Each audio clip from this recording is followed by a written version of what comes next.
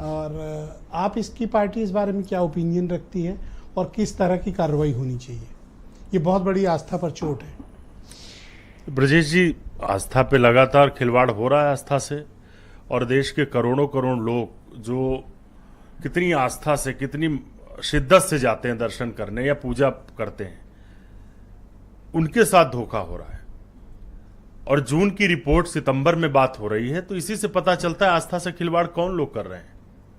चर्बी मिलाई जा रही थी, जो भी मिलाया जा रहा था, जून की बात सितंबर में हो रही है। यह आस्था से खिलवाड़ नहीं है। एक तो अपराध उन लोगों ने पाप किया कि जिन लोगों ने चर्बी मिलाने का काम किया।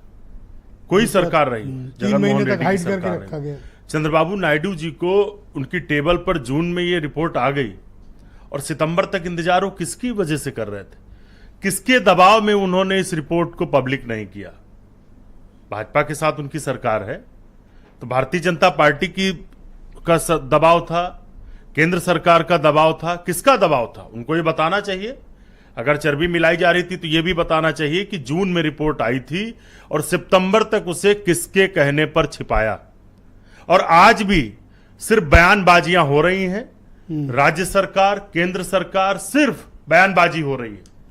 हमारे उत्तर प्रदेश के दोनों प्रिय ना, रेड्डी भी और नायडू भी। उत्तर प्रदेश के मुख्यमंत्री, अब तक तो दिल्ली चढ़ बैठता इनकी। उत्तर प्रदेश के मुख्यमंत्री हरियाणा में उस पर बयानबाजी कर रहे हैं। इनको दोनों लड्डू हाथ में चाहिए ना, एक तो हाथ में रेड्डी चाहिए, एक में नायडू। ये किसके कहने पर इस रिपोर्ट नहीं सकते और रेड्डी को छोड़ नहीं सकते?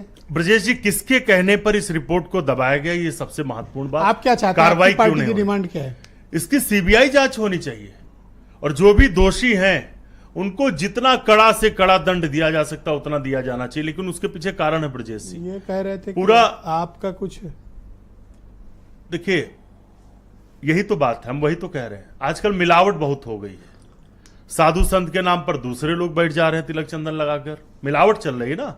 जब लड्डू नहीं छोड़ा तो बाकी लोगों की बात आप क्या करें? आपका बहुत शुक्रिया। मैं श्रीनी रेड्डी को वापस